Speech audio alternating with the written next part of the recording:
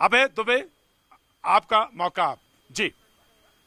प्रतीक त्रिवेदी जी, मैं चीन को साफ संदेश देना चाहता हूं कि हमारे पास सिर्फ वो ही सैनिक नहीं हैं जो भारत का सौभाग्य अपने बलिदान से लिख देते हैं।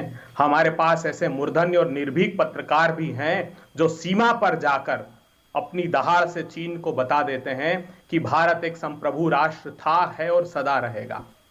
इतनी खूबसूरत वादियों में बैठे ये भोले भाले मासूम लोगों का विरोध मैं नहीं करना चाहता प्रतीक त्रिवेदी जी, मगर इनकी बात का विरोध कौन कर रहा है? श्योर। इनकी भारत बात का विरोध कर रहा है भारत का विदेश मंत्रालय का प्रवक्ता।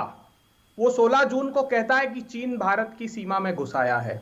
वो भारत का विदेश मंत्री जो 17 जून को चीन के विदेश मंत्री से बात करते हुए अपना स्टेटमेंट देता है और कहता है कि ये परिस्थितियां इसलिए निर्मित हुई कि यूनिलैटरली चीन ने स्टेटस को चेंज किया, अर्थात वो हमारी सीमा में घुस आया।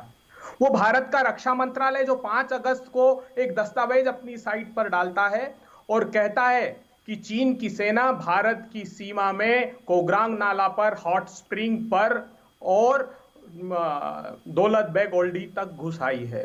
और ये बहुत गंभीर परिस्थितियां हैं प्रतीक त्रिवेदी जी। चीन ने पेगोंगसो लेक के फिंगर 4 से 8 तक परमानेंट मिलिट्री इंफ्रास्ट्रक्चर बनाया है, अपनी पोस्ट तक क्रिएट कर दी। सिर्फ एक व्यक्ति है देश में, हमारे यशस्वी प्रधानमंत्री जी, जो चीन के प्रवक्ता बनकर सामने खड़े हो जाते हैं और इस बात को नहीं स्वीकारते कि चीन अंदर घुस आया है।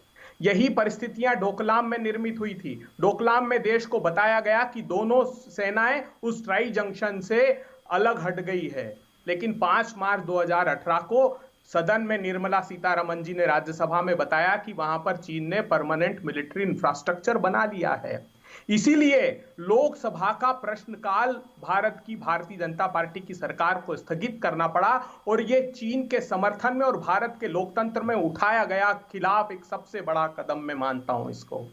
प्रधानमंत्री जी को समझ लेना चाहिए था, जब चीन के प्रेसिडेंट हिंदुस्तान में 14 सितंबर 2014 को आए थे, उसके बाद उन्होंने जाकर white paper on defence military strategy घोषित किया। चीन में उन्होंने घोषणा की कि वो यूनिफिकेशन ऑफ मदरलैंड पर काम कर रहे हैं, अर्थात वो सिक्किम को, अरुणाचल प्रदेश को, लेह लद्दाख को वापस लेने की स्ट्रेटेजी पर काम कर रहे हैं। और ये वही कमांडर इन चीफ है जिसने डोकलाम में ऑपरेट किया था, वो यहां भी कर रहा है। प्रधानमंत्री जी के कार्यकाल में 4 गुना हमारा जो इंपोर्ट था वो चीन से बढ़ गया और स्टार्टअप्स में 12 गुना इन्वेस्टमेंट चीन का बढ़ गया। ये परिस्थितियां किसने निर्मित की प्रधानमंत्री जी? चीन ने सिर्फ सरहदों की हदें ही पार नहीं की, व्यापार की भी सारी हदें पार करके हिंदुस्तान के व्यापार पर। और आखिरी मैंने आपका पॉइंट लिया, आखिरी 10 सेकंड में एक बात कहना चाहता हूं, आखिरी 10 सेकंड। प्रधानमंत्री जी ने अभी अपने मन की बात में खिलौनों का जिक्र किया प्रतीक त्रिवेदी जी। प्रधानमंत्री जी ने parliamentary standing committee on commerce की रिपोर्ट नहीं पढ़ी, जो ये साफ कह रही है कि नियोजित रूप से भारत की गलतियों से चीन ने भारत के खिलौना और साइकिल व्यापार पर कब्जा कर लिया। एंटी डंपिंग लॉ उसके लिए बिल्कुल समाप्त सा कर दिया। तो इन सब परिस्थिति के लिए जिम्मेदार कौन है? प्रधानमंत्री जी। और 30 तारीख को एक सैनिक की शहादत हुई है जिसको शाहनवाज जी नहीं स्वीकारते, लेकिन मैं उसकी शहादत को प्रणाम करता हूं। तिब्बत मूल का था लेकिन भारत के लिए लड़ते हुए वो शहीद हुआ है। मैं उसकी शहादत को सलाम करता हूं और हम सब एक साथ दृढ़ता से खड़े हैं सरकार के साथ और चीन को सबक सिखा कर रहेंगे।